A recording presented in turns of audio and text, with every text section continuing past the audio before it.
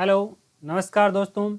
मैं आर बिलेगा हमारे और आपके अपने यूट्यूब चैनल मैथ्स टॉपिक पर आप सभी का पुनः एक बार हार्दिक स्वागत करता हूं, हार्दिक अभिनंदन करता हूं। दोस्तों, जैसा कि आप सब जानते हैं, हम पढ़ रहे थे वर्ग और वर्गमूल संबंधी चैप्टर। पहले वीडियो में हमने उसके महत्वपूर्ण प्रश्नों का आदि के बारे में चर्चा की थी।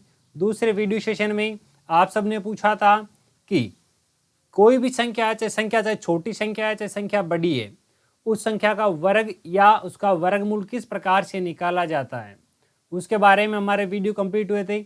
आज की इस वीडियो लेक्चर में हम क्या बात करने वाले हैं, देखिए आज का वीडियो लेक्चर अति महत्वपूर्ण साबित होने वाला है। जैसा आपने थंबनेल में भी देखा होगा, ऐसे प्रश्न जो कैंडिडेट या विद्यार्थी अक्सर जो है पेपर में गलत करके आते हैं, उन प्रश्नों को आज हम बहुत ही सहजता, बहुत ही सरलता के साथ संपन्न करने वाले हैं। तो चलिए आज की वीडियो सेशन की शुरुआत करते हैं। शुरुआत में जो है हमारे दो प्रश्न कुछ इस प्रकार से होंगे। कल हमारा जो प्रीवियस वीडियो था उस पर बेस्ड है दोनों के दोनों क्वेश्चन। उसके बाद में हमारी वीडियो की आज की नई स्टार्टअप होगा। चलिए आज का हमारा पहला प्रश्न लिखा है, एक कक्षा में 4096 4000 में लड्डू बांटे जाने हैं। लड्डुओं की संख्या है 4000 में। उनको इस प्रकार से बांटे गए हैं कि प्रत्येक विद्यार्थी को उतने ही लड्डू मिले जितने की विद्यार्थियों की संख्या है। एक कक्षा में जितने विद्यार्थियों की संख्या है उतने ही प्रत्येक विद्यार्थी को लड्डू दिए जाते हैं।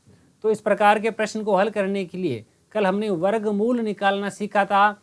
तो हमारे पास नंबर दिया गया है, तो दिए गए नंबर का हमें यहाँ पर वर्गमूल निकालना है। क्या निकालना है दोस्तों? वर्गमूल। तो संख्या लिख देता हूँ मैं 4096। तो यहाँ इसका अंतिम अंक या इकाई का अंक या यूनिट डिजिट क्या लिखा हुआ है? 6।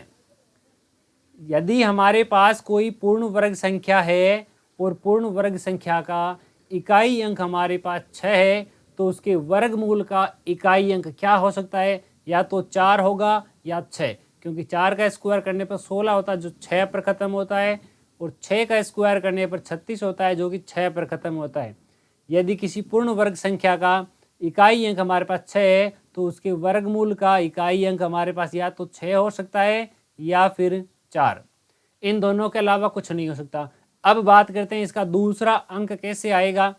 अब देखो यहाँ मैंने लिख दिया, ये कितना लिखा हुआ है देखिए 40। तो यहाँ देखिए 40 से ठीक छोटी पूर्ण वर्ग संख्या, 40 से ठीक छोटी पूर्ण वर्ग संख्या 36। और 36 किसका स्क्वायर होता है? 36 होता है 6 का स्क्वायर। इसलिए हम यहाँ 6 लिख देंगे, ये 6। या तो ये 66 का स्क्वायर है या ये 64 का स्क्वायर है। अब भी हमारे पास कन्फ्यूजन बना रहता है। इसके लिए बहुत ही अच्छा और सूटेबल तरीका मैंने बताया था कि इनके बीच का एक मान, जैसे 65 का इकाई अंक 5 है, तो जिस संख्या का इकाई का अंक 5 हो उसका स्क्वायर निकालने के लिए अंत में तो 25 आएगा। अब 6 × 7, 6 7 तो 42 होगा, 4225 जो कि 65 का स्क्वायर होता है। यदि 65 का स्क्वायर दी गई संख्या के, हमारे पास जो पूर्ण वर्ग संख्या है उससे ज़्यादा है, तब हमारा ऑप्शन छोटे वाला राइट होगा। क्योंकि 65 का स्क्वायर इतना होता है, तो 64 का स्क्वायर ये नहीं है, ये 64 का स्क्वायर है, ना कि 66 का। ये किसका स्क्वायर है? 64 का। क्योंकि 65 का स्क्वायर 4200 होता है, इसलिए 66 का स्क्वायर हमारे पास में ये नहीं होगा। और ये स्क्वायर किसका होगा? 64 का। कोई डाउट नहीं रखना है, आसानी से समझना है। सेम ऐसा ही प्रश्न एक और है, देखिए आराम से समझिए। 5184, 5184 हमारे पास दिया हुआ है। और ये है क्या? ये संख्या किसके बारे में दी हुई है? एक बगीचे में इस प्रकार से पौधे लगाए जाने। ये जो जितनी भी संख्या दी हुई है, एक बगीचे में लगाए जाने वाले पौधों की संख्या दी हुई है। ये पंक्तियों के रूप में पौधे लगाए जाने हैं, और प्रत्येक पंक्ति में ठीक उतने ही पौधे लगाए जाने हैं जितने की पंक्तियों की संख्या, या जितनी पंक्तियों की संख्या उतनी ही हमारे पास एक पंक्ति में पौधों की संख्या होगी। तो यहाँ हमारे पास उत्तर में चाहे पंक्तियों की संख्या पूछे चाहे एक पंक्ति में पौधों की संख्या, उत्तर सेम आने वाला है। फटाफट इसका आंसर बताइए। तरीका वही होगा अभी जो हमने सोल्व किया है, जल्दी करें थोड़ा सा, है ना।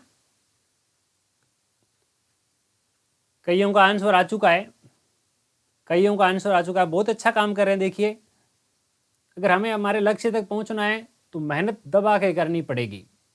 तो हमारा जो पहला है लिखा हुआ है 5184, ये पीछे चार कब कब आता है, या तो 2 होने पर या फिर 8 होने पर। 2 का स्क्वायर भी 4 पे खत्म होता है, 8 का स्क्वायर 64 जो कि 4 पे खत्म होता है। ओके, अब 51 से ठीक छोटी वर्ग संख्या होता है 49 होता है 7 का, तो यहाँ पर हमारे पास में 7 आ जाएगा। या तो ये 72 का स्क्वायर है या 78 का, इसलिए हम क्या करेंगे, इन दोनों के बीच में एक ऐसी संख्या लिख देते हैं जैसे 75। अब इसका स्क्वायर कैसे करेंगे, 5 का स्क्वायर 25, 7 को नेक्स्ट नंबर यानी 8 से गुणा करके 7 8 56। अब देखिए, यदि ये संख्या मूल संख्या जिसका हमें स्क्वायर रूट निकालना है उससे हमारे पास बड़ी है, तब हमारे पास छोटे वाला उत्तर आएगा। और ये संख्या अगर मूल संख्या से छोटी है तब हमारे पास बड़े वाला उत्तर आएगा। 5625 हमारे पास 75 का स्क्वायर होता है, और ये हमारे पास 5100 दिया हुआ है, यानी से छोटा है तो छोटे वाली संख्या यानी 72।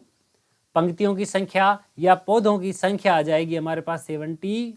बेहतर। आपको ये हमारे दोनों क्वेश्चन किस प्रकार से लगते हैं कमेंट सेक्शन में लिखकर बताना ना भूले दोस्तों। चलिए आगे बढ़ते हैं, और आज का हमारा नेक्स्ट क्वेश्चन बहुत ही अच्छा प्रश्न है। लिखा हुआ है 43 का स्क्वायर, 67 का स्क्वायर, 52 का स्क्वायर और 59 के स्क्वायर में से कौन सा है जो अंक 1 पर समाप्त होता है। बाकी इनका स्क्वायर क्या आएगा उनसे कोई लेना देना नहीं है। इनमें से किस संख्या का स्क्वायर करने पर उसका यूनिट डिजिट यानी इकाई का अंक 1 प्राप्त होने वाला है। तो देखो, यहाँ आपको बहुत ही लंबी चौड़ी महाभारत नहीं लिखनी है, यहाँ छोटा सा फंडा काम में आएगा। चाहे आप 43 का स्क्वायर करोगे, 43 का स्क्वायर करोगे तो इकाई अंक 3 है, तो यहाँ इसका इकाई अंक 9 आएगा। बाकी संख्या जो भी है एक बार मैं नहीं लिखता। यहाँ मेरे पास 67 है, 7 का स्क्वायर करोगे 49 होता है, तो वो भी 9 आएगा। यहाँ लास्ट में क्या आ रहा है, कोई दिक्कत नहीं है। यहाँ 52 है, उसका स्क्वायर करोगे जो 4 पे खत्म होगा, पीछे कुछ ना कुछ आएगा। सेम इसी मेथड के अकॉर्डिंग जब 59 का स्क्वायर करोगे, 59 का स्क्वायर करोगे तो 9 का स्क्वायर करने पर यूनिट डिजिट इकाई अंक 1 आता है। इनमें देखिए, ये हमारे पास नहीं चाहिए, ये भी नहीं चाहिए, ये भी नहीं चाहिए, और इकाई अंक मुझे कितना चाहिए, 1 चाहिए। तो इकाई अंक 1 कब आता है, जब हमारे पास 59 हो। ये हमारे पास एक बार पूछा गया प्रश्न है। तो ध्यान रखें, विद्यार्थी क्या करते हैं, इसका आंसर दे पाते हैं, परंतु इसके आंसर को देने में बहुत ही ज़्यादा जो समय है वो खर्च कर देते हैं। इसलिए समय की सीमा को समझते हुए हर समय, हर सेकंड टू सेकंड, पल पल हमें यूज में लेना है। तो हमारा आगे वाला जो प्रश्न अति महत्वपूर्ण प्रश्न है, बहुत ही मज़ेदार प्रश्न है। यदि एक पाइथागोरियन त्रिक का एक सदस्य 2m है तो इसके अन्य 2 सदस्य कौन से होंगे। सबसे पहले पाइथागोरियन त्रिक का नाम आया है। किसका नाम आया है, पाइथागोरियन त्रिक। अब ये पाइथागोरियन त्रिक क्या होता है, ये किस चिड़िया का नाम है, उसके बारे में समझते हैं। मैंने फर्स्ट वीडियो में भी बताया था, सेकंड वीडियो में भी बताया था, एक बार आपको पुनः याद दिला देता हूँ कि हमारे पास पाइथागोरियन त्रिक क्या है। यदि किन्हीं 2 संख्याओं के वर्गों का योग किसी अन्य तीसरी संख्या के वर्ग के बराबर है तो तीनों संख्याएं परस्पर पाइथागोरियन संख्या। जैसे मैं उदाहरण लिखता हूँ, मेरे पास एक संख्या है 5, 5 का स्क्वायर, एक संख्या है 12, इसका स्क्वायर। जब 12 का स्क्वायर और 5 का स्क्वायर 144 और 25 को जोड़ेंगे तो 169 होता है, जो कि 13 का स्क्वायर होता है। तो यहाँ देख लीजिए, इन तीनों संख्याओं में सबसे बड़ी संख्या का वर्ग यानी 13 का वर्ग अन्य दोनों संख्याओं के वर्गों के योग के बराबर है। ये हमारे पास पाइथागोरियन हो गई। इसके अलावा ऐसा भी मैं लिख सकता था, 24 का स्क्वायर 5 का स्क्वायर बराबर 25 का स्क्वायर। 24 का स्क्वायर प्लस 7 का स्क्वायर है ना, 24 का स्क्वायर 7 का स्क्वायर बराबर 25 का स्क्वायर। जरूरी नहीं कि यही 2 संख्या हो, कोई भी संख्या हो सकती है। ऐसी बहुत सारी संख्याएं होती है जो परस्पर पाइथागोरियन त्रिक कहलाती है। यानी इतना सा याद रखें, जिन 2 संख्याओं के वर्गों का योग तीसरी संख्या के वर्ग के बराबर होता है, वह तीनों संख्याएं परस्पर पाइथागोरियन त्रिक कहलाती हैं। तो चलिए बात करते हैं। यदि एक सदस्य 2m है तो, यदि एक सदस्य 2m है तो क्या करेंगे। अब देखो, हम इसको एक बहुत ही अच्छे से, बहुत ही मज़ेदार ऐसे उदाहरण की सहायता से समझते हैं ताकि इसको हम कभी भी भूल नहीं सकें, कभी भी भूल नहीं सकें। तो देखिए, बहुत ही मज़ेदार तरीके से हम इसको सीख लेते हैं, ऐसा तरीका जिसको हम कभी भी भूलेंगे नहीं, इसको हम कभी भी भूलेंगे नहीं। अन्यथा ऐसा होगा कि कभी कभी हम इसको भूल भी जाएंगे। तो भूलने वाले झंझट को हटाते हुए इसको परमानेंटली जो है हमारी मेमोरी में सेव कर लेते हैं। देखिए, इस प्रश्न को जो है हम बेक स्टार्ट करते हैं, यानी ऑप्शन की सहायता से स्टार्ट करते हैं। मेरे पास ऑप्शन क्या क्या है, m है, m² + 1, m² - 1। तो बात करते हैं इनमें। एक तो मेरे पास संख्या है कि m² - 1, एक है मेरे पास 2m खुद, क्योंकि एक तो मेरे पास 2m है। ध्यान रखें, एक मेरे पास 2m जो है वो प्रश्न में दिया गया है, वो ले लिया। अब बड़ी वाली संख्या, इन सब में सबसे बड़ी संख्या कौन सी है, m² + 1। ये मेरे पास संख्या में ट्राई कर लेता हूँ। इन प्लस वाला ये होगा तो भी आ जाएगा, m² + 1, m² + 1 ये सब में है। और ज़्यादातर में m² - 1 ये देखिए यहाँ पर भी है और यहाँ पर भी है। चलो मैं इसको ट्राई कर लेता हूँ। यहाँ हमारे पास देखिए a - b का होल स्क्वायर, तो a² m की घात 2 तो पहले ऐसे है 4 हो जाएगी, 2ab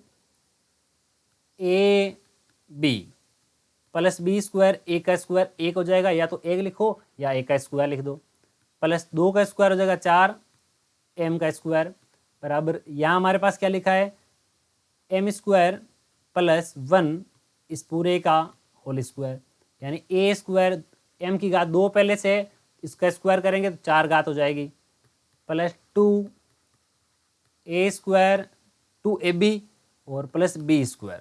अब यहाँ देखिए 2m² प्लस का, यहाँ 2m² माइनस का। अब यहाँ अक्सर विद्यार्थी गलती कर देते हैं, इनको काट देते हैं। ये कटेगा नहीं, क्योंकि दोनों में से ये माइनस वाला इधर आएगा तो प्लस का हो जाएगा, ये माइनस वाला जो है इधर आएगा तो प्लस का हो जाएगा। यहाँ हम लिख देता हूँ 2m² और वो माइनस वाला इधर आएगा तो आ जाएगा 2m²। ये m की घात 4 से m की घात 4 कटेगी, क्योंकि दोनों साइड प्लस के, दोनों में से कोई भी एक इधर आएगा तो माइनस का हो जाएगा, प्लस माइनस का झंझट खत्म हो जाएगा। ये एक इधर प्लस का है, ये एक इधर प्लस का है, ये भी कट गया। अब हमारे पास और क्या बचा देखिए, और यहाँ आप देख सकते हैं कि हमारे पास कुल मिलाकर के क्या क्या बचने वाला है, कुल मिलाकर के क्या क्या बचने वाला है। यहाँ दोनों साइड देखिए 4m² और 4m² बराबर आ गए, यहाँ हमारे पास, यानी कि ये कथन सत्य है। अगर आप ऐसा नहीं भी करना चाहे तो एक ऑप्शन और है, वो ऑप्शन कौन सा है वो देखिए, बहुत ही मज़ेदार तरीका होने वाला है। आपको ऐसा करके छोड़ेंगे कि ये क्वेश्चन कभी नहीं भूलोगे, कोई संशय नहीं रखने वाले हैं आपके लिए। चलिए ये जो है इसको और किसी दूसरे तरीके से देखते हैं। मैं यहाँ ऑप्शन ले लेता हूँ। एक मेरे पास ऑप्शन है m² - 1 और दूसरा मेरे पास 2m है ही।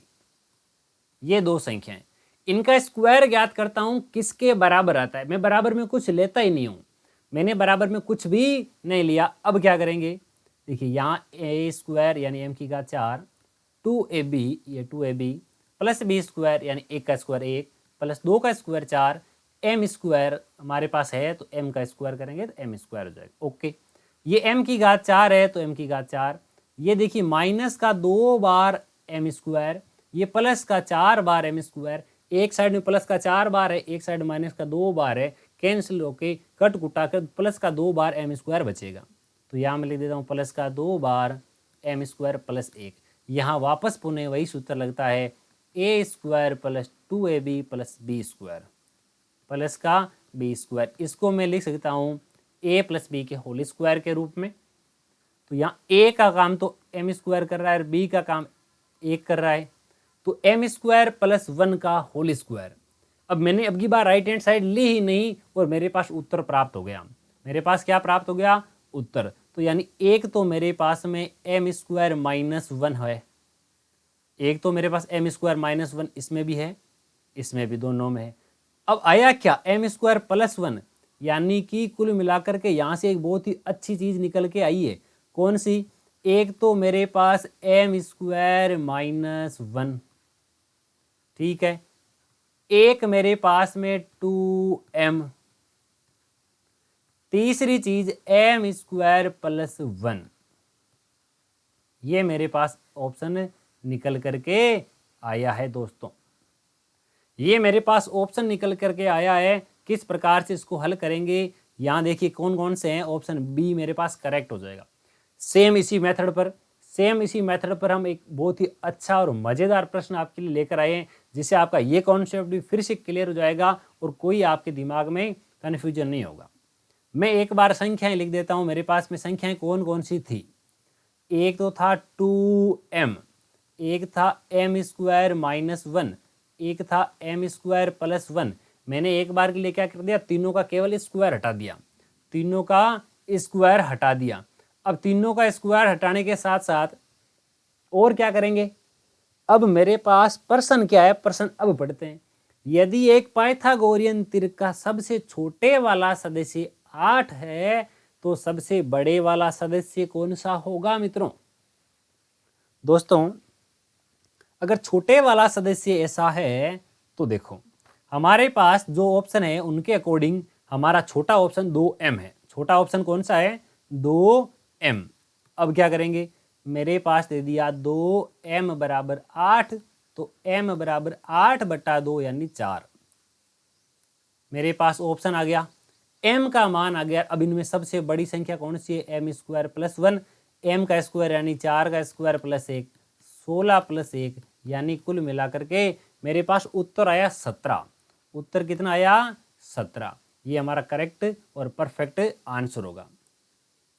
दोस्तों, हमारे पास लिखा यदि n अंकों वाली एक पूर्ण वर्ग संख्या में अंकों की संख्या है n और n भी एक सम संख्या है, यदि एक ऐसी संख्या जिसमें अंकों की संख्या यानी सम संख्या हो तो उसके वर्गमूल में कितने अंक होंगे? वर्गमूल में डायरेक्ट सीधी सी बात है, n/2 अंक हो जाएंगे। कितने अंक हो जाएंगे? n/2। ये कैसे हुआ? जैसे 4 जा 6 में मैंने अभी लिखा, यहाँ 2 के कितने जोड़े बनते हैं? 2। जितने अंक कितने थे? 4, 4/2 कितने आए थे? 2। ओके, और मेरे पास में कोई संख्या आ जाए, जैसे ये मेरे पास अगर कैसी कोई संख्या होती तो 1 2 3, यहाँ 0 लगा देते तो यहाँ उसमें 3 अंक आ जाते। कितने आ जाते? 3। कब? जब हमारे पास अंकों की संख्या सम हो। प्रश्न में लिखा है यदि n एक सम संख्या हो, विषम नहीं होनी चाहिए। ऐसा नहीं कि पॉइंटों में आ जाए, पॉइंटों वाला मान्य नहीं होगा, सम संख्या होनी चाहिए, तभी हमारे पास ऐसा पॉसिबल होगा। चलिए, आज का हमारा वेरी इंटरेस्टिंग टॉपिक स्टार्ट होता है यहां से। बहुत ही इंटरेस्टिंग टॉपिक है दोस्तों।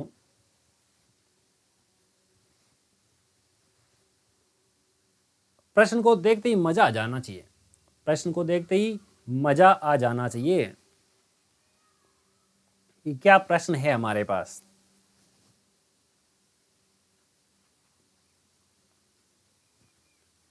चलिए, आज के अति महत्वपूर्ण प्रश्न की ओर बढ़ते हैं और आज का हमारा ये प्रश्न जो है शुरू करते हैं। जैसे ही हमारा ये प्रश्न शुरू करेंगे, सबसे पहले हमें किस चीज का पता होना चाहिए वो देखते हैं। सबसे पहले अच्छा सा कोई कलर ले लेते हैं, क्योंकि हमारा टॉपिक नया तो चीज ही नहीं होनी चाहिए। तो देखो, यहाँ सबसे पहले ये देखिए कि √6 प्लस √6 प्लस √6 प्लस √6 कितनी बार है? अनंत बार। कितनी बार है?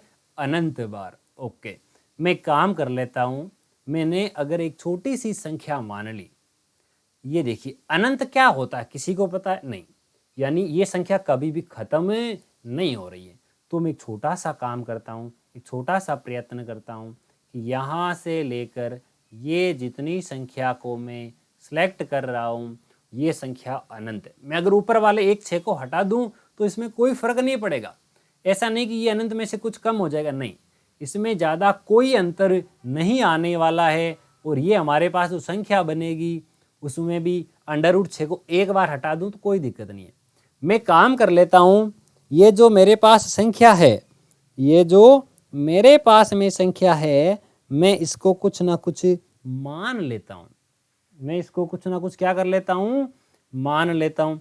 अब मानने का मतलब क्या है, यहाँ मानने के पीछे क्या उद्देश्य रहेगा, छोटी छोटी बातों को समझते हुए आगे बढ़ेंगे। देखो, सबसे पहले मैं मान लेता हूँ ये पूरी की पूरी संख्या किसके बराबर है, x के बराबर। ये पूरी जितनी मेरे पास संख्या दी हुई है वो एक x के बराबर। ओके, अब एक बात बताओ, क्या मैं इसको ऐसा लिख दूं कि मेरे पास ये तो √6 अपनी जगह, इसके अलावा बाकी जितनी भी संख्या है, अभी मैंने आपको जैसा यहाँ सर्किल करके बताया, क्या मैं ऐसा कह सकता हूँ क्या कि ये मेरे पास खुद x है, ये भी x है, वो भी x है। मैं इसको एक बार मान लेता हूँ, इसमें x जोड़ने पर मेरे पास x प्राप्त होगा। बराबर में x मैंने माना था और इसकी जगह मैंने x लिख दिया। अब दोनों पक्षों का वर्ग करेंगे तो √ हट जाएगा। दोनों पक्षों का वर्ग करेंगे तो इधर आएगा 6 प्लस का x और बराबर इसका हो जाएगा स्क्वायर। अब सभी को एक तरफ ले जाएंगे, एक्स स्क्वायर, ये x प्लस का आगे जाएगा तो माइनस का हो जाएगा, 6 भी प्लस का आगे जाएगा तो माइनस का हो जाएगा। मैं पहले पूरे तरीके की ओर चलता हूँ, उसके बाद में शॉर्टकट भी देखेंगे। शॉर्टकट तो ये चुटकियों में हो जाएगा दोस्तों, पहले हमें पूरा तरीका आना चाहिए, उसके बाद में ऐसा नहीं कि आप बोल दो ये सीधा तरीका कहाँ से है या पूरा लॉन्ग कट बताना चाहिए। दोनों बताएंगे, पहले पूरा बताते हैं, क्योंकि अगर आपका सिलेक्शन होता है तो आपको बाद में जब बच्चों को पढ़ाना है तो पूरा तरीका भी बच्चों को बताना पड़ता है। तो चलिए, x², यहाँ बीच वाली संख्या के टुकड़े कर देता हूँ मैं, 3x प्लस का 2x माइनस 6 बराबर 0। यहाँ इसमें से x कॉमन ले लेता हूँ तो x माइनस 3 आएगा। यहाँ से मैं 2 कॉमन ले लेता हूँ तो x माइनस 3 आएगा बराबर 0। x माइनस 3 जो है वो दोनों जगह हमारे पास कॉमन आ रहा है और दूसरे वाले कोष्टक में x प्लस का 2 बचेगा। ये मैंने कुछ स्पीड में लिखा है क्योंकि ये जो चीज़ें हैं हम छोटी छोटी कक्षाओं में से पढ़ते आ रहे हैं। ओके, अब इसको ऊपर लेके आ जाते हैं। यहाँ मेरे पास दो ऑप्शन है, यदि x प्लस 2 बराबर 0 तो x का मान माइनस का 2 आ जाएगा। यदि x माइनस 3 बराबर 0 तो x का मान प्लस का 3 आ जाएगा। यहाँ मेरे पास x के दो मान प्राप्त हुए, एक तो मान प्लस का प्राप्त हुआ और एक मान माइनस का प्राप्त हुआ। तो देखिए यहाँ मेरे पास प्रश्न में √6 जोड़ा जा रहा था, √6 और √6 लगातार जोड़ा जा रहा था। क्या उसमें कभी माइनस था? नहीं। ऐसे किसी भी प्रश्न का उत्तर कभी नेगेटिव आएगा ही नहीं, कभी भी उत्तर जो है ऋणात्मक आएगा ही नहीं। अगर ऋणात्मक उत्तर आएगा ही नहीं तो यानी -2 तो ऑप्शन इसका है ही नहीं। अब हमारे पास एक ही उत्तर बचा, अब हमारे पास एक ही उत्तर बचा और वो उत्तर कौन सा है? 3। वो उत्तर कौन सा है? 3। प्यारे दोस्तों, साथियों, मित्रों, अब देखो, अब हम इसके छोटे से और शॉर्ट एंड स्वीट तरीके की बात करते हैं। ऐसा तरीका जो आप कभी ना भूलो, क्योंकि इतना लंबा तरीका भी हम वहाँ एग्जाम के दौरान नहीं अपना पाएंगे। छोटा तरीका देखते हैं जिसको हम आसानी से याद रख सकें। तो प्यारे दोस्तों, साथियों, मित्रों, चलिए शुरू करते हैं। मैं इसको इरेज करता हूँ, आप इस वीडियो को पॉज करके आराम से नोट कर सकते हैं। मैं थोड़ा सा इसको हटा रहा हूँ, ठीक है? ये रहा। अब देखो, ये हमारे पास, ओके,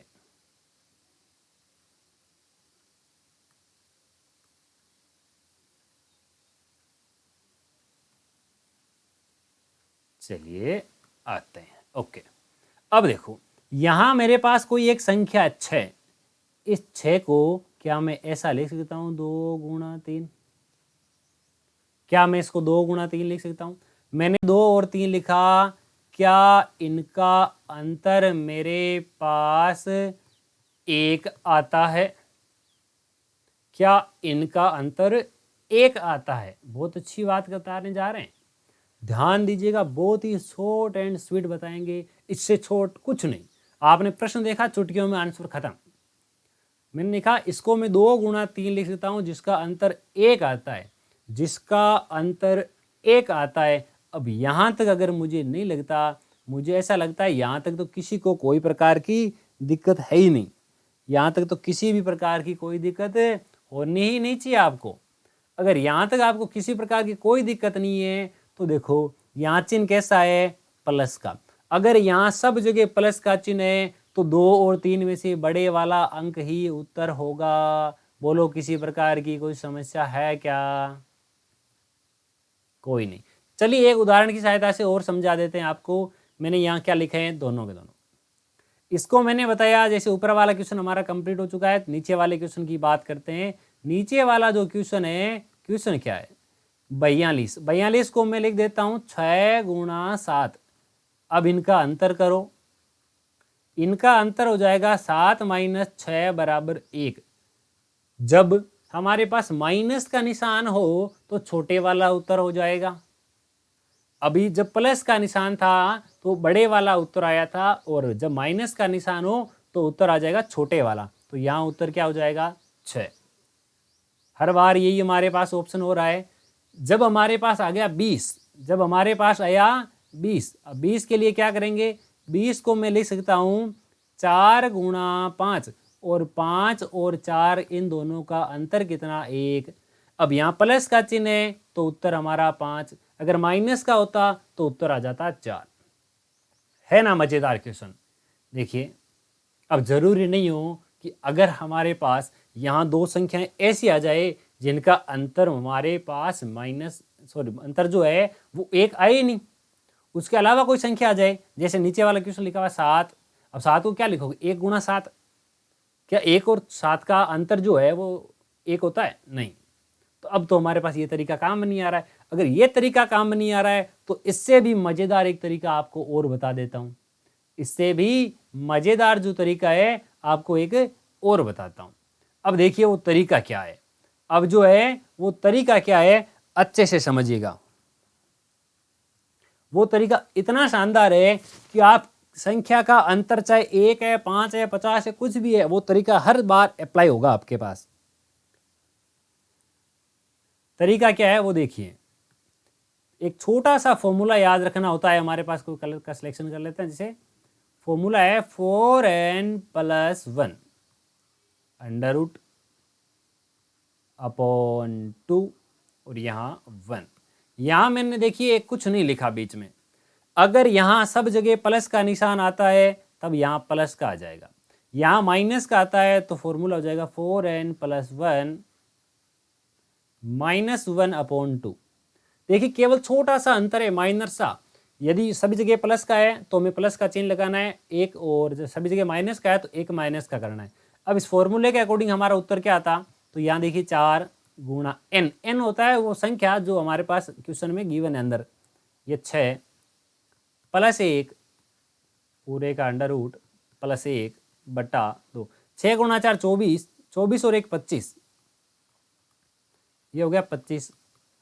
25 को मैं लिख सकता हूँ 5, क्योंकि 25 का वर्गमूल होगा 5। 5 + 1 यानी 6, 6 बटा 2 यानी 3। और अब भी हमने जो कैलकुलेट किया था पूरे क्वेश्चन को, उसके अंदर भी हमारा जो है आंसर यही आया था। चलिए नेक्स्ट वाले क्वेश्चन को भी देख लेते हैं। नेक्स्ट वाला जो क्वेश्चन है इसमें हम क्या करेंगे, 4 गुणा n, n का मान कितना 42 + 1, ओके, -1 अपॉन 2।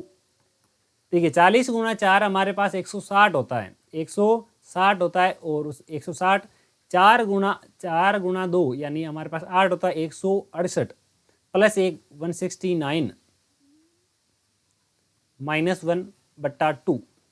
अब देखिए ये जो है 13 का स्क्वायर है, ये किसका स्क्वायर है, ये हमारे पास है 13 का स्क्वायर, यानी इसकी जगह 13 -1 बटा 2। 13 में से 1 घटाओगे तो हमारे पास कितने बचेंगे, 12। 12 में जब 2 का भाग लगाओ उत्तर आएगा 6। उत्तर कितना आएगा मित्रों, उत्तर आएगा 6। और पहले वाले तरीके में भी हमारा उत्तर जो है 6 ही आता था। और देख लेते हैं आगे वाले प्रश्न में, इस 20 की जगह वो फॉर्मूला लगा के देखते हैं कि क्या यही वाला जो उसमें भी सेट बैठने वाला है कि नहीं बैठने वाला है। फॉर्मूला था 4n + 1 माइनस ये प्लस का 1 आएगा प्लस वाले के लिए, तो बटा 2 यहाँ मैं लिख देता हूँ अंडर रूट में 4 गुणा 20, क्योंकि यहाँ n का मान 20 है, प्लस 1 बटा 2। 4 गुणा 20 यानी हमारे पास हो गया कितना, 80। 80 प्लस 1 हो गया 81। 81 होता है 9 का स्क्वायर, यानी 9 प्लस 1 बटा 2। 9 और 1 हो गए 10, 10 का आधा 5। तो उत्तर कितना आया था, 5। यही तरीका 7 के लिए लग जाएगा। तो देखिए 7 गुणा 4 प्लस 1, 7 गुणा 4 प्लस 1, और यहाँ माइनस का निशान इसलिए एक माइनस का आ जाएगा। 7 चौक 28, 28 और 1 29 हो गया, तो 29 माइनस 1 बटा 2, और यही हमारा आंसर आ जाएगा। जरूरी नहीं हर बार एक हमारे पास में पूर्ण संख्या हो, संख्या कोई भी आ सकती है, कैसी भी आ सकती है। चलिए इसी प्रकार के 2 ऑप्शन और आपके सामने हैं। लिखा है 8 प्लस 8 माइनस 8 प्लस 8 माइनस, वाह वाह क्या बात। एक बार प्लस का चिन्ह है, एक बार माइनस का चिन्ह है, एक बार प्लस का चिन्ह है, एक बार माइनस का चिन्ह है, ज्यादा कोई अंतर नहीं है, केवल प्लस माइनस वाला आ गया। हर बार 1 प्लस 1 माइनस, 1 प्लस 1 माइनस, इस प्रकार का कुछ लिखा हुआ है आपके सामने। जब हमारे पास प्लस और माइनस के जो चिन्ह हैं वो क्रमागत रूप में लिखे गए हो, कौन से रूप में लिखे गए हो, क्रमागत रूप में लिखे गए हो, तब क्या करना है, बहुत ही अच्छी बात है। तब हमें क्या करना है, देखिए अभी हमने जो तरीका काम में लिया वही हमें वापस तरीका काम में लेना है। अभी हमने जो तरीका काम में लिया वही तरीका है, बस छोटा सा ध्यान रखें। इसी फॉर्मूले में अभी मैंने जो फॉर्मूला लिखा, वापस में एक बार फॉर्मूला लिखता हूं। यहाँ मेरे पास फॉर्मूला होता है 4n, यहाँ मेरे पास प्लस का 1 बटा 2। यहाँ केवल फर्क आ जाएगा, -3 आ जाएगा। उसमें हमारे पास 1 आता था, प्लस का आता था। अब यहाँ जब 1 प्लस 1 माइनस 1 प्लस 1 माइनस आए तो यहाँ -3 कर देना, बाकी कोई परिवर्तन नहीं होगा। तो उत्तर आ जाएगा जैसे 4 गुणा n यानी 8 -3 अंडर रूट और प्लस का 1 बटे में 2। 8 गुणा 4 32, 32 में से 3 घटाओगे तो आपके पास कितने बचेंगे, 29 प्लस 1 बटा 2, ये इसका आंसर। अगर आपके पास पहला चिन्ह ये देखिए प्लस का, दूसरा माइनस का, तीसरा वापस प्लस का, यानी प्लस से स्टार्ट होकर आगे माइनस प्लस चले, तब तो ये एक जो हमारे पास में, देखिए वापस फॉर्मूले की ओर बढ़ते हैं। फॉर्मूले में ध्यान दीजिएगा, ये जो एक है जब प्लस से शुरू होकर जाए तब तो हमारे पास ये एक जो है किसका आएगा, प्लस का। और अगर शुरुआत में पहला चिन्ह आपके पास अगर बाई चांस माइनस आ जाए, कौन सा चिन्ह, पहले वाला चिन्ह अगर आपके पास माइनस आ जाए तो इसकी जगह ये एक जो है किसका हो जाएगा, माइनस का हो जाएगा दोस्तों। ये एक किसका हो जाएगा, माइनस का। तो दोस्तों मित्रों साथियों, ये जो है नीचे वाला क्वेश्चन ऊपर वाले फॉर्मूले में, यानी जहां फॉर्मूला लिखा हुआ है 4n - 3, ये तो अंडर रूट में बार माइनस का 1 बटा 2, इस फॉर्मूले के अकॉर्डिंग यहाँ कौन सा उत्तर आएगा, ये नीचे वाला जहां पर 10 एक बार प्लस एक बार माइनस, एक बार प्लस एक बार माइनस आपको दिखाई दे रहा है, उसमें ये क्वेश्चन आपको फटाफट से आंसर करना है उसका, और कमेंट बॉक्स में लिख करके बताना होगा दोस्तों। तो जल्दी करें, कितना उत्तर आता है कमेंट बॉक्स में लिख करके फटाफट से बताने की कोशिश करें। चलिए आगे बढ़ते हैं। आज का हमारा अगला प्रश्न है under root 6 under root 6 under root 6, यानी ये ना तो प्लस में है ना ही गुणा में, सॉरी ना ही प्लस में ना ही माइनस में, तो इसके लिए बहुत ही अच्छा ऑप्शन है, बहुत ही अच्छा। ये देखिए कंडीशन वो है कि जब तक आपको ये बोला जाए कि ये जो है अनंत तक है, कहां तक है, अनंत तक, तो सीधा सीधा जो दिया हुआ है वही उत्तर है। बशर्ते कंडीशन ये है कि हमारे पास क्या होना चाहिए कि under root 6 under root 9 under root 5 under root 50 कुछ भी हो, होना चाहिए अनंत तक, तो उत्तर वही होगा जो अंडर रूट में दिया गया है। तो इसके लिए हमारे पास उत्तर हो जाएगा अंडर रूट 9, सॉरी केवल 9, क्योंकि अंडर रूट वाला जो है वही अंक उत्तर होने वाला है। अब देखो अगर ऐसा हो जाए कि अनंत तक नहीं हो, फिक्स हो जाए 2 बार 4 बार 6 बार 8 बार 10 बार कितनी बार भी हो, तो देखो उसके लिए क्या करेंगे, जैसे हमारे पास 2 ऑप्शन लिखे हुए हैं under root 8 under root 8 under root 8 under root 8, ऐसे अगर 3-4 बार लिख करके छोड़ दिया जाए तो क्या होगा, उसके लिए ऑप्शन क्या आएगा, उत्तर क्या आने वाला है बात करेंगे। अब देखो एक छोटी सी चीज़ की सहायता से हम इसको आसानी से समझते हैं। मैं यहाँ एक चीज़ लिख देता हूँ, जैसे मेरे पास लिखा हुआ है कुछ ये वाला 3√3 इतना मेरे पास लिखा हुआ है। क्या मैं इसको ऐसा लिख सकता हूँ, एक बार ऊपर अंडर रूट 3 जो है, अंडर रूट का निशान तो लिख दिया, ये जो 3 है इस 3 की जगह 3, इस 3 की जगह भी 3, इस अंडर रूट के निशान को हटा करके मैं ऐसा लिख सकता हूँ क्या अंडर रूट का मतलब ही 1/2 घात होती है? ठीक है, अगर होती है तो मैंने ऐसा लिख दिया, ठीक है। अब देखो इसका पावर कितनी 1, इसकी पावर कितनी 1, इसकी कितनी 1/2, तो मैं ऐसा लिख देता हूँ 3, आधार समान है तो घातें जुड़ जाएगी, 1 + 1/2, 1 + 1/2, ये ऊपर वाला अंडर रूट है, इसका मतलब भी 1/2 होगा।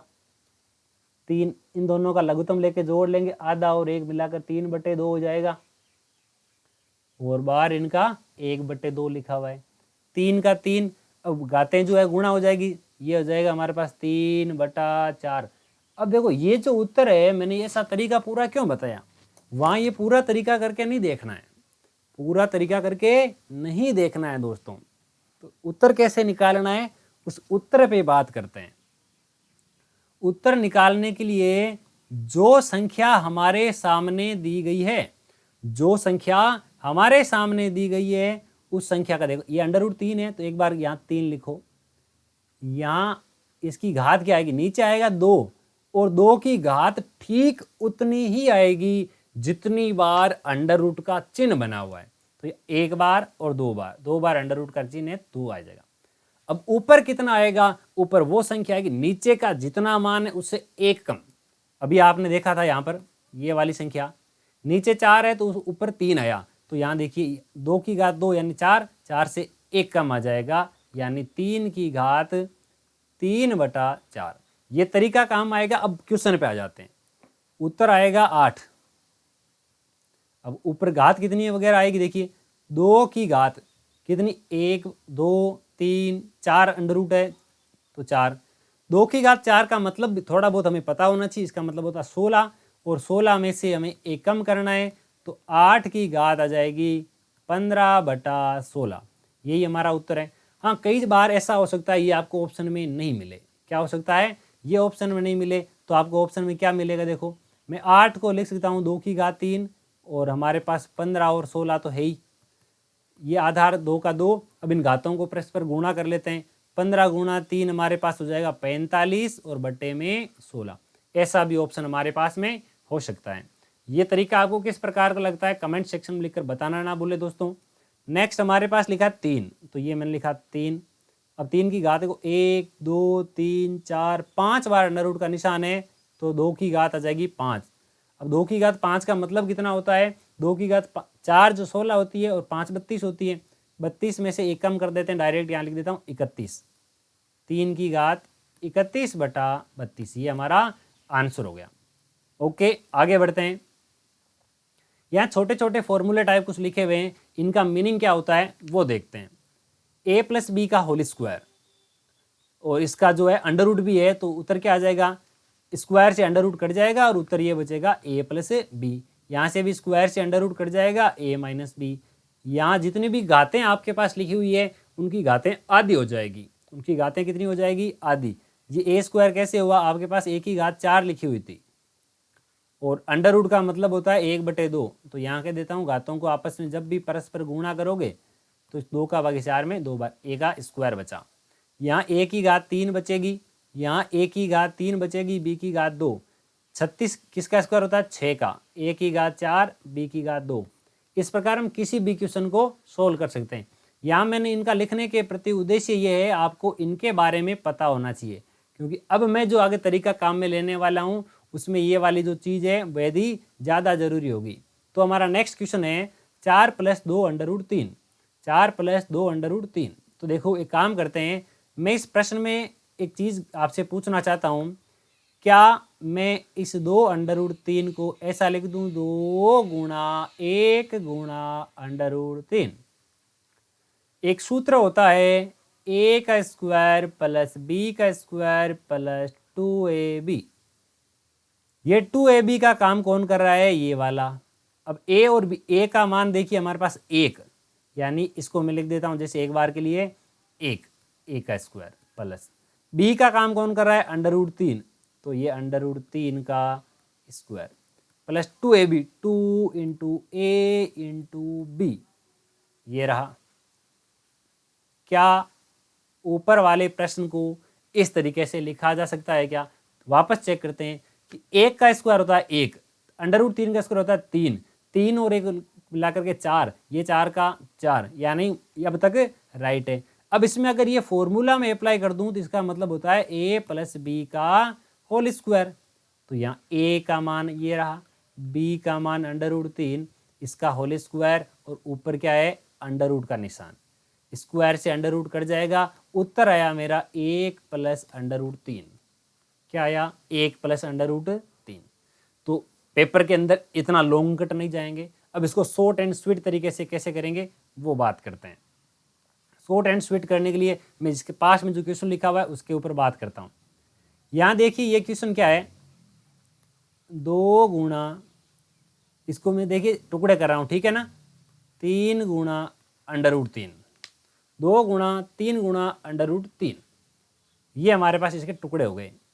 अब देखो कुल मिलाकर के उत्तर तो यहीं से आने वाला है जो इसके टुकड़े होने वाले हैं, जो इसके टुकड़े हुए हैं वहीं से हमारा उत्तर आने वाला है।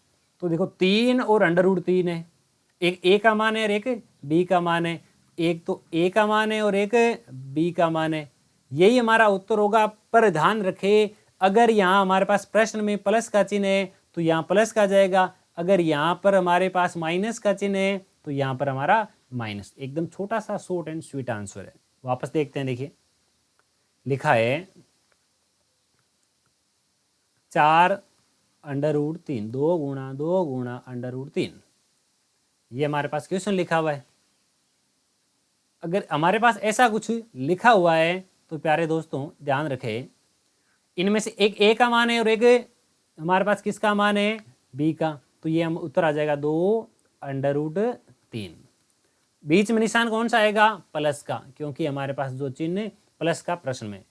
प्यारे दोस्तों, साथियों, मित्रों, इस प्रकार के प्रश्न में एक बात का विशेष ध्यान रखें। बात कौन सी, उत्तर कभी ऋणात्मक नहीं आना चाहिए। अगर आपको लगे कि उत्तर ऋणात्मक है तो b को पहले लिख दो, a को बाद में। जैसे आपके सामने ये उत्तर लिखा हुआ है, इसको मुझे क्या लिखना पड़ेगा, 2 गुणा 1 गुणा √3। इस प्रकार जो भी उत्तर निकल के आता है उसको आप क्रॉस चेक भी कर सकते हैं। ऐसा नहीं कि आपका ये उत्तर जो है परमानेंटली हो गया, आप इसको चेक नहीं कर सकते, चेक भी कर सकते हैं। जैसे ये आपके पास आया, इसका स्क्वायर करोगे, जैसे 2 का स्क्वायर प्लस √3 जो है उसका स्क्वायर प्लस 2ab, देखते हैं उत्तर वही आता है क्या। 2 का स्क्वायर 4, √3 का स्क्वायर 3, और यहाँ 4 √3, 4 और 3 कितने हो गए, 7, और 4 √3। मतलब प्रश्न हमारे पास इस प्रकार से वापस से पाया जा सकता है, यानी ये तरीका सही है हमारा। ओके, अब देखो इसका मतलब हमारे पास 1 और ये √3 चिन्ह के साथ माइनस का, यही उत्तर आ जाना चाहिए था। अब देखो 1 का मतलब 1, √3 का मतलब होता है 1.732, यहाँ यानी कि उत्तर माइनस का आ रहा है, माइनस का आ रहा है तो यानी नेगेटिव जो वैल्यू है वो हमें नहीं लेनी है।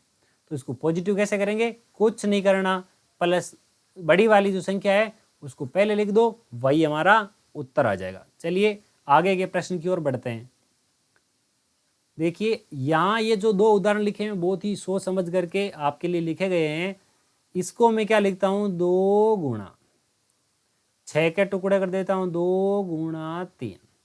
इधर जो है मैं वापस प्रश्न पे आ जाता हूँ, 2 गुणा 1 गुणा हमारे पास कितना आ जाएगा, 6, 2 गुणा 1 गुणा 6।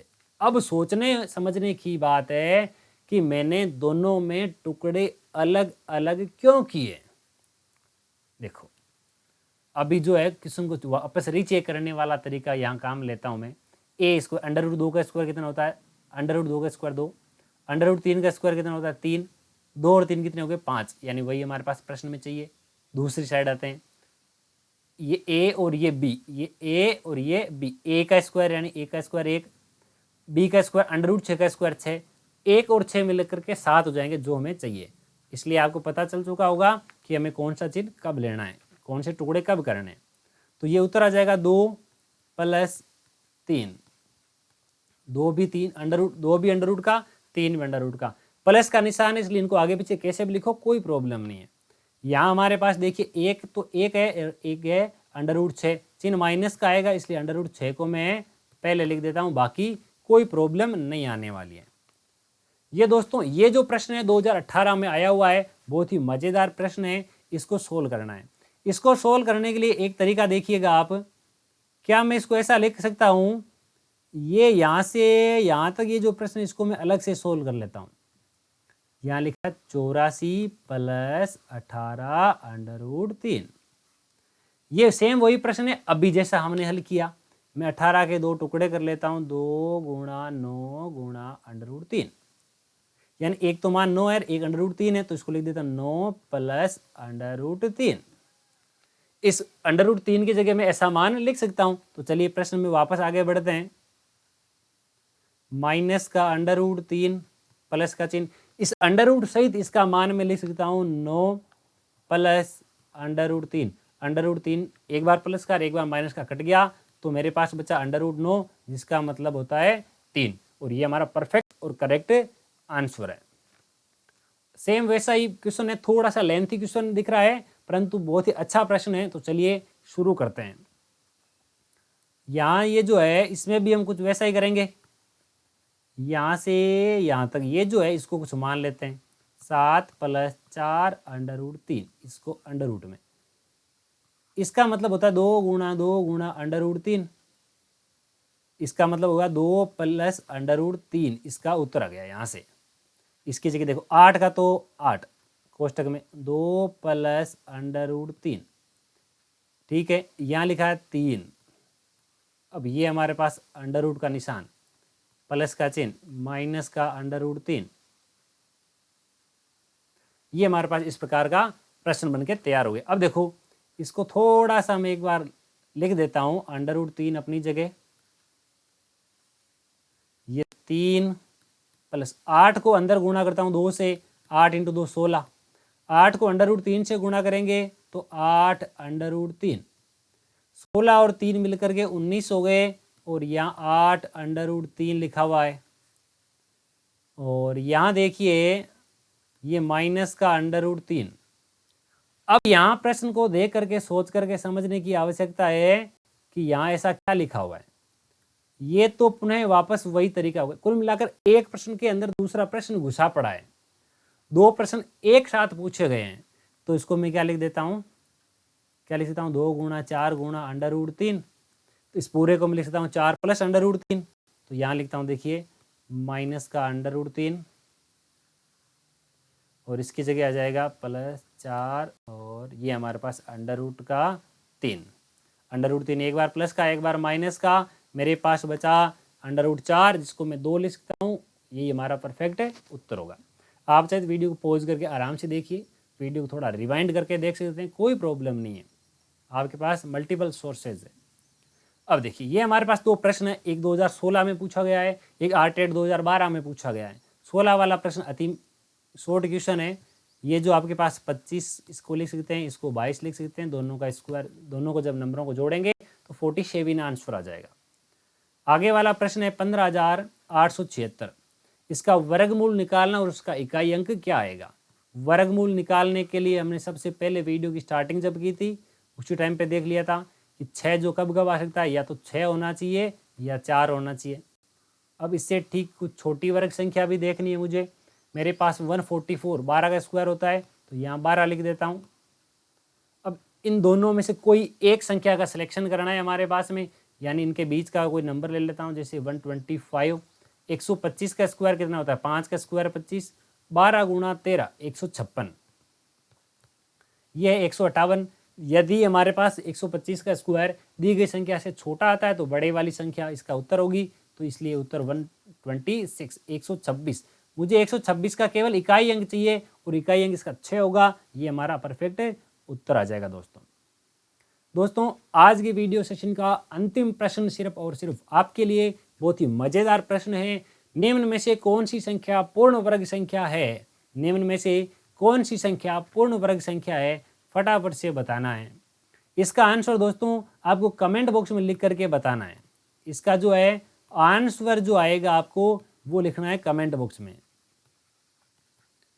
जल्दी से बताइए कौन कौन आप में से सही बता पाता है। जो भी हमारे नेक्स्ट क्लास होगी इसका आंसर जरूर बताया जाएगा आपको। तब तक देखते हैं आप में से कितने सही बताते हैं, कितने। एक छोटा सा कॉन्सेप्ट है, आपको कॉन्सेप्ट समझना है कौन सा है। इसको वर्गमूल निकालने की कोई आवश्यकता नहीं, इतनी बड़ी संख्या का कोई ना कोई छोटा सा कॉन्सेप्ट लग रहा है। आपने अगर ध्यान दिया तो मैंने पीछे भी ऐसा प्रश्न करवाया था, अगर आप चाहें तो पीछे वाला वीडियो नंबर पार्ट नंबर 1 आप देख सकते हैं, उसमें ऐसा प्रश्न किया हुआ है। थैंक यू दोस्तों, धन्यवाद। दोस्तों मैथ्स की कहानी आरबी लेगा की जुबानी आज की वीडियो में मुझे इजाज़त दीजिए। मिलते हैं इसी प्रकार एक शानदार और ज्ञानदार धमाकेदार वीडियो के साथ। तब तक के लिए जय हिंद, जय भारत, वंदे मातरम।